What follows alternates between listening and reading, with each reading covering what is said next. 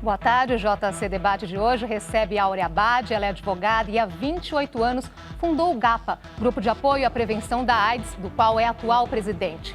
Temos também o Dr. Jean Gorenstein, infectologista do Instituto Emílio Ribas e especialista em doenças infecciosas, especialmente em AIDS no idoso, com vários trabalhos publicados sobre o tema. Você pode participar enviando sua pergunta através do portal de conteúdo da TV Cultura, cmais.com.br/jcdebate/participe.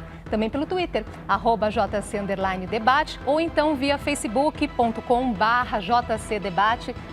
Boa tarde, muito obrigada por terem aceitado o convite. Este ano nós temos duas datas especiais. Faz 30 anos que o HIV foi descoberto e faz 30 anos também do programa DST-AIDS ligado à Secretaria de Estado da Saúde. Há o que comemorar?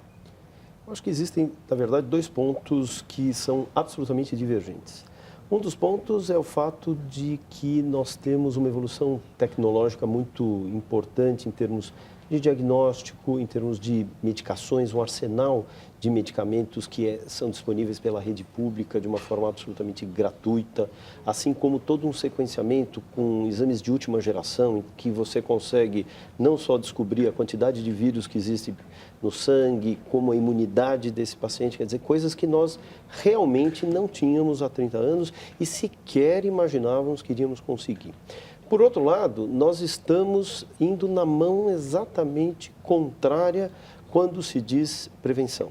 As pessoas cada vez mais não entendem as formas de transmissão, por mais que a gente fale assim, transmissão é sexual, pronto. Então as pessoas não entendem, sexo oral transmite, sexo anovaginal transmite, as pessoas têm essa dúvida. O pior de tudo, as pessoas usam o preservativo muitas das vezes de forma errada, pelo número de vezes absolutamente reduzido. O que significa isso? Maior chance de exposição, maior risco de contato. Quem é um dos grandes vitimados nisso, principalmente são os jovens, uma vez que têm atividade sexual com muito mais frequência, em maior número, e uma vez que se expõem de forma desprotegida, aumenta a chance de contaminação. Lá no início, na década de 80, 90, a gente tinha os grupos de risco. Hoje também existe um grupo mais vulnerável? Olha, eu acredito que haja esse grupo mais vulnerável, que são os idosos, né? Pessoas com mais de 60 anos que antes ficavam despreocupadas porque o fantasma da gravidez tinha sumido, mas que com o advento também da pílula do homem, então, vamos dizer, os homens, o casal mais velho passou a ter sexo com maior frequência, mas também o jovem, o adolescente de 15 a 29 anos também está bastante exposto. Quer dizer, nós temos as duas pontas, então, jovem ali e a terceira idade do outro lado. Com que grupo é mais difícil tratar do assunto? Eu acho que uma das primeiras questões, a gente perdeu um pouquinho essa questão quando a gente fala de grupo de risco, né? E isso a gente aprendeu ao longo da epidemia, que todas as pessoas que têm atividade sexual fazem parte de um grupo de risco. Então, quem faz sexo desprotegido está arriscado a se contaminar, mesmo que seja por uma única relação sexual. Mas nós temos exatamente aqueles grupos de maior risco, que são exatamente essas pessoas que aumentam a sua vulnerabilidade, ou seja, a sua facilitação de contaminação, uma vez que, por exemplo, um jovem tem muito mais relação sexual, ou um idoso que não tem relação sexual protegida porque desconhece dos riscos, aumenta essa vulnerabilidade. Então, a gente tem realmente esse contexto. Quando nós falamos de qual é o grupo mais fácil de se trabalhar no que tange à prevenção, nós percebemos que todos os grupos são difíceis de serem abordados. Tanto é que fazer uma política de prevenção orientando, hoje quando você faz campanhas, sejam estaduais, ministeriais, para toda a federação, é muito difícil você pontuar situações de risco para cada grupo. Então, por exemplo, mulheres. As mulheres têm muita dificuldade de pedirem para os seus parceiros usarem o preservativo. Dentro dessas mulheres, vamos pegar prostitutas. Quando você fala de prostitutas de um nível socioeconômico mais alto, elas são sindicalizadas, elas têm assistência médica, elas usam o preservativo mais facilitadamente. Quando você pega uma prostituta, por exemplo, de periferia, que precisa fazer desse trabalho uma fonte de alimentação, então ela não usa o preservativo, senão talvez ela ganhe os seus R$3 ou R$4 e gaste no preservativo, que ainda acaba sendo caro. Então, quando a gente olha essa sequência, cada grupo jovem, como o jovem se porta. Hoje é muito comum o jovem dizer assim, fica tranquilo, não precisa se preocupar com a AIDS. Hoje a AIDS tem tratamento. Como se o tratamento para a AIDS fosse o tratamento igual a uma pneumonia, 14, 15 dias, e você simplesmente não precisa mais tomar absolutamente nada. Então, tudo isso, cada grupo, quando você pega hoje, por exemplo, homens que fazem sexo com homens, e principalmente jovens, qual é o grande problema? As pessoas muitas vezes usam preservativo na sua primeira ou na segunda relação. À medida em que essa relação aparentemente se tornou frequente, ela deixou de ser casual. Se ela deixou de ser casual, mas você não tem cara de estar doente. Então as pessoas abolem o preservativo sem, no entanto, fazerem alguma testagem sorológica para isso poder acontecer de uma forma segura. Pois é, exatamente essa questão. A gente sabe que no início da epidemia, o diagnóstico da doença era como uma sentença de morte. Então, a consequência desse avanço da medicina acabou sendo, assim, vamos dizer, um relaxamento, isso não vai acontecer?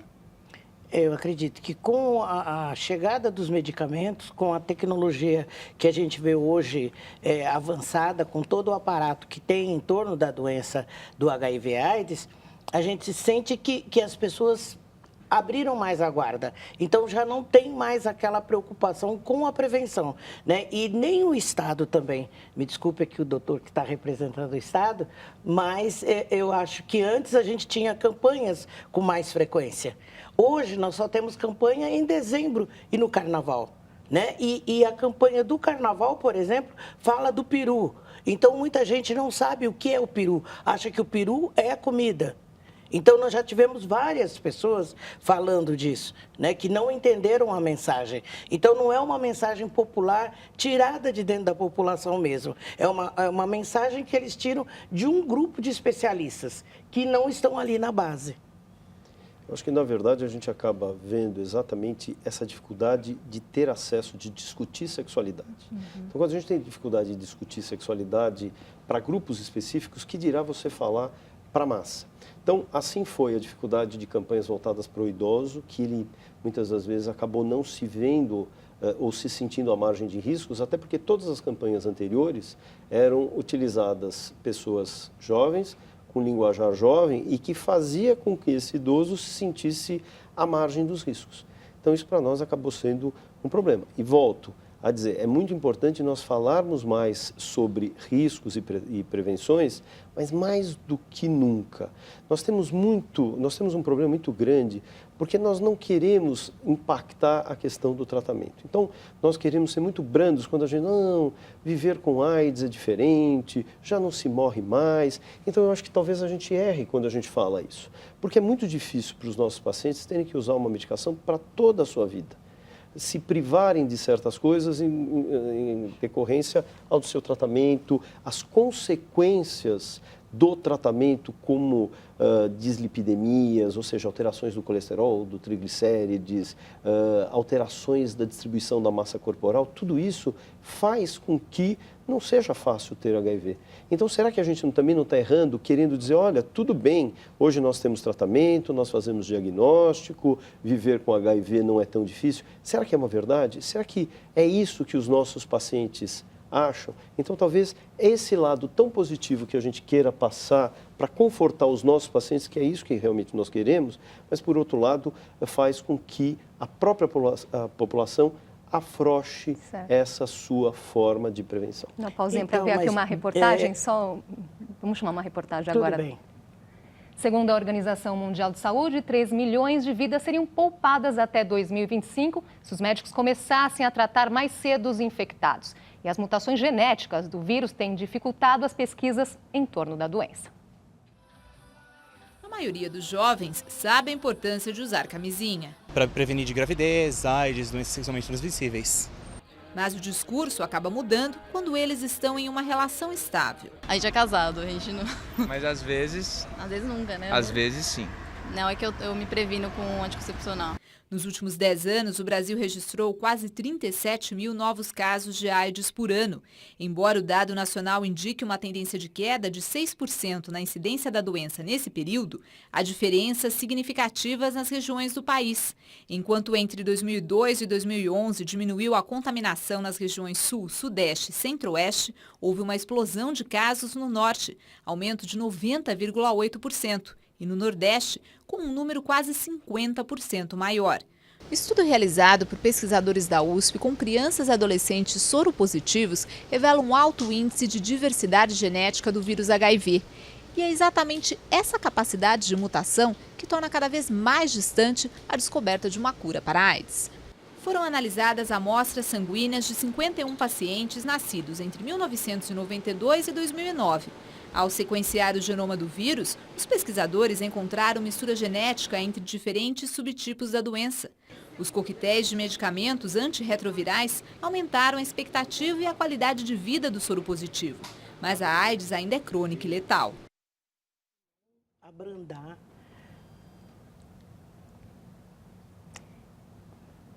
A senhora gostaria de completar o raciocínio? Então, eu estava pensando exatamente que essa forma muito paternal com que se trata o portador do vírus HIV, eu acho que ela tem que ser temperada com a verdade. Você passar a informação correta e certa. Tem que dizer, você tem que tomar, você tem que ter adesão, porque se não tiver adesão, como tem o diabético, se ele não tomar insulina diariamente, ele pode ter uma complicação. Então, o usuário, o portador do vírus, ele tem que ter uma certa disciplina no tratamento. Isso para o próprio bem dele. Não é dizer, olha, se não fizer isso, nós temos tal coisa. Não, tem que ter a adesão para que o remédio tenha o efeito. Pois é, falando nessa questão de informação, chamou atenção aqui na reportagem aquela jovem dizendo, eu tomo anticoncepcional. Quer dizer, a ideia errada da prevenção. Exatamente. É isso mesmo. E essa colocação é muito importante, porque nós só vamos ter sucesso no tratamento a partir do momento que nós tivermos uma coisa chamada adesão, aderir ao tratamento. O indivíduo tomar as medicações na hora correta, fazer o uso das prevenções de algumas medicações que nós associamos aos esquemas, que é exatamente de prevenir doenças oportunistas. Então, isso é muito importante que aconteça e você conscientizar esse paciente a usar de uma forma regular é garantir o sucesso do tratamento e impedir essas coisas que nós vemos, que é exatamente dessas mutações genéticas. Porque é muito comum as pessoas, principalmente o jovem, ele é mais difícil de aderir ao tratamento. Porque imagine você, ele tem que usar uma medicação e que de repente no final de semana ele sabe que ele vai ter uma festa e que ele vai ter que beber. Como que ele vai dizer que não vai beber na frente dos amigos? Mas você não está tomando o remédio de novo? Então ele fala, quer saber uma coisa? Eu não vou tomar medicação porque eu vou nessa festa. Muito bem. No final de semana seguinte é o feriado. E aquele grupo de amigos alugou uma casa na praia. Como que ele vai levar essas medicações para a praia? Então ele também fala assim, então nesse final de semana, excepcionalmente, eu não vou usar a medicação. Traduzindo, isso cria uma facilidade, uma facilitação para que o vírus desenvolva modificações no seu material genético. Portanto, ele começa a ficar resistente ao maior número de medicações antirretrovirais. Agora nós estamos aqui falando das medicações, dos tratamentos, como se todo mundo tivesse acesso, isso seria o melhor dos mundos. Aqui no Brasil a gente sabe dessa facilidade, mas outro dia eu estive conversando com um paciente chileno, ele veio se tratar aqui no Brasil, dizendo que no país dele é dificílimo conseguir esse medicamento. A gente fala da facilidade da medicação que eu vejo nos grandes centros. Sim. Certo? No centro, por exemplo, mesmo aqui em São Paulo, no Rio de Janeiro, e em outros locais, na periferia, a gente não sente isso. Mesmo na periferia de São Paulo, né? Nós temos essa deficiência ainda. Então, a gente está num grande mundo, ou numa saúde de primeiro mundo, mas de uma maneira fictícia. Para poucas pessoas nós temos isso. Embora tenhamos o medicamento, isso não é colocado na periferia. Então, Norte e Nordeste, por exemplo, tem gente ainda que está tomando um remédio enquanto não se tem um coquetel. O que falta? Informação. A informação é tudo. A informação, a educação é tudo. Por quê? Eu ainda volto a falar, muita gente discorda, mas eu acho que o SUS é o plano de saúde melhor que nós temos. Mas ele não é implementado no Brasil. Ele é implementado em determinados locais. Então, ali nós temos tudo, ou quase tudo. Mas saiu dali, mesmo na periferia, nos bairros a gente já não tem.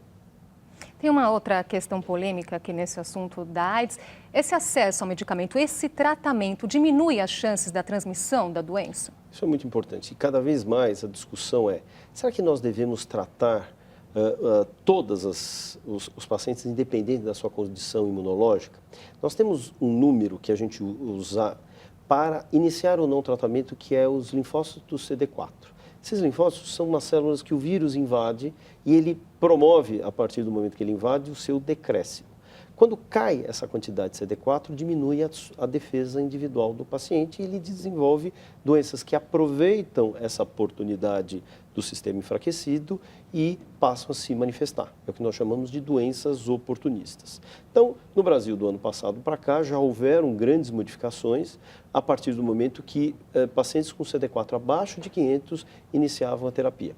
Hoje a gente ainda tem mais uma possibilidade de poder estender a outras faixas etárias, portanto, independente do CD4, pessoas que tenham alguma doença em associação, por exemplo, hepatite B, C, tuberculose ou algum câncer que estejam vinculados junto com o HIV. E mais, que nós tivemos isso muito mais recentemente, a possibilidade de discutir com esse paciente que acabou de receber o diagnóstico se ele gostaria de iniciar a terapia antirretroviral. Isso é muito importante? Porque à medida que você inicia a terapia, você tem dois resultados. Uma é o que nós chamamos de reconstituição imune, ou seja, ele melhora a sua imunidade porque o vírus diminui a sua quantidade e com isso diminui a sua invasão naquela célula CD4. Por outro lado, você também diminui a carga de vírus na circulação e nos fluidos corporais, entre eles fluido vaginal, fluido do sêmen, com isso diminuindo a chance de transmissão numa relação sexual, eventualmente, que tenha ocorrido ruptura do preservativo, por exemplo. Então, à medida que isso acontece, nós, logicamente, também diminuímos a chance de outras pessoas se contaminarem com HIV. Ninguém impede de alguém que tem uma carga viral indetectável transmitir outras coisas, hepatite B, o condiloma, herpes e a sífilis, que hoje é um grande problema para nós. Vamos fazer uma pausinha. Então, vamos para um rápido intervalo. O JC Debate recebe hoje Áurea Abad, presidente do Grupo de Apoio à Prevenção da AIDS, e também o Dr. Jean Gorenstein, infectologista do Instituto Emílio Ribas. A gente volta já. Já estamos de volta com o JC Debate. Hoje recebemos no estúdio a doutora Áurea Abad, fundadora e atual presidente do Grupo de Apoio à Prevenção da AIDS, e o Dr. Jean Gorenstein, infectologista do Instituto Emílio Ribas. Deixando um pouquinho essa parte da tecnologia, dos remédios de lado, a gente sabe que existe um outro inimigo muito difícil de ser enfrentado quando o assunto é luta contra a AIDS: o preconceito. Nosso país tem avançado nesse sentido? A verdade é que quando existe um diagnóstico de câncer, um diagnóstico de diabetes, a família se reúne, as pessoas tentam fazer com que aquele paciente seja confortado, acarinhado. É muito difícil para um paciente revelar isso para um familiar próximo, com medo exatamente de ser estigmatizado. O grande problema é que trazer junto um diagnóstico de AIDS é revelar opções sexuais, modos e formas de exposição, sejam drogas, sejam sexuais, e que isso acaba expondo esse indivíduo. Então, não é realmente fácil, é muito difícil quando você, por exemplo, vai fazer alguma campanha e que você queira pedir para que esse paciente, olha, vamos conversar, coloque essa cara e fale para todos o que você está passando. Ele diz, não, mas eu tenho família. Então, isso mostra que o preconceito nos dias de hoje ainda é uma grande doença e muitas das vezes mais letal e fatal do que a própria AIDS. E a participação da família é essencial nesse processo. Mas nós temos casos sérios, ainda bem recentes, de mães que, quando souberam do diagnóstico, expulsaram o filho. Isso questão de 1 mês, 2 meses atrás. né? Hoje mesmo me pediram para que não revelasse que determinada pessoa era portador, porque não sabe da reação dos amigos ou das pessoas que eventualmente fossem visitar. Então, o preconceito, ele existe. Toda segunda-feira no GAPA nós atendemos a parte jurídica. Toda segunda-feira nós temos de 2 a 3 usuários que vão reclamar do preconceito no trabalho. Então, nós temos na Delegacia do Trabalho feito várias mesas para tentar ver se a gente consegue recolocar essa pessoa no trabalho, explicando, colocando à disposição todas essas informações em cartilhas, com livros que a gente tem, mas mesmo assim tem firmas muito resistentes. E 30 anos após a descoberta da AIDS, 34 milhões de pessoas em todo o mundo vivem com a doença. E a África subsaariana é a mais atingida pela epidemia. Estima-se que 34 milhões de pessoas em todo o mundo vivem com o vírus HIV. Entre elas, 3,3 milhões de crianças, 94% na África subsaariana. Esta região ainda é a mais duramente atingida pela epidemia. São quase 69% de todas as pessoas com a doença no mundo. A AIDS foi descoberta no início dos anos 80, quando pesquisadores americanos detectaram uma doença incomum entre pacientes homossexuais. O vírus foi isolado em 1983 e 1984 por 2 equipes. Na França, no Instituto Pasteur, e depois nos Estados Unidos. Em 1991, foi atingida a marca de 10 milhões de pessoas infectadas. Nesse mesmo ano, o laço vermelho foi adotado como símbolo internacional de luta contra a doença. A triterapia começou a ser utilizada em 1996. Os tratamentos evoluíram.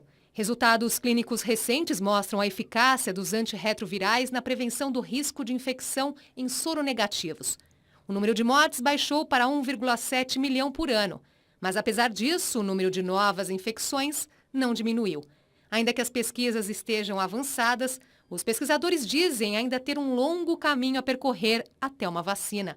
Apesar do ritmo atual de baixa da taxa de infecções, 22% em 10 anos, o fim da epidemia ainda é um sonho distante. Muito distante. O quanto que esse sonho é distante? Quanto nós estamos próximos de noticiar a cura da AIDS? Acho que a primeira questão é conseguir fazer com que alguns tratamentos possam ser estabelecidos garantindo esse sucesso. Quando eu digo isso, não são só as medicações que nós temos hoje. Nós sabemos que o vírus, ele, por ser muito esperto, ele se coloca em alguns locais que nós chamamos santuários. São como se fossem esconderijos que ele fica absolutamente protegido contra as nossas células de defesa e, ao mesmo tempo, contra as medicações que estão sendo usadas. Isso nós incluiríamos gânglios, nós incluiríamos o próprio sistema nervoso, o cérebro, como algumas áreas em que o vírus, então, se esconde.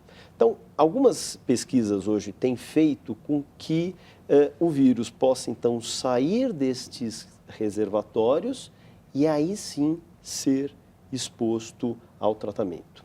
Uma vez que isso realmente for definido, nesse momento nós poderíamos dizer, sim, estamos muito próximos da cura.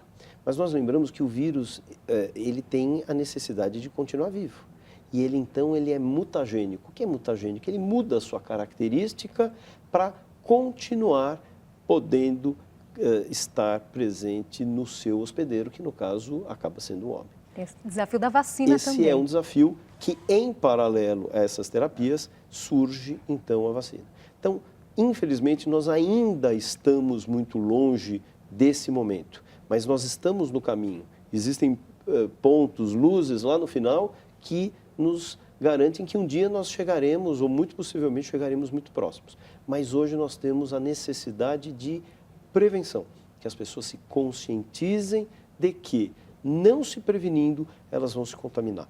E lembrando que o fato de um indivíduo ter uma única relação sexual com alguém que seja soropositivo, ele tem uma grande chance de contaminação. E esse é um grande problema, porque as pessoas acham que quem se contamina tem o seu hábito de promiscuidade instalado, que não é realmente uma verdade. Falando dessa prevenção, Áurea... Eu só queria colocar uma coisa. Eu acho que até para a gente não levar o preconceito adiante. Quando o senhor diz o fato da pessoa ter uma única relação sexual com alguém é soro positivo, desde que não esteja devidamente protegido. Mas muitas então, vezes... eu acho...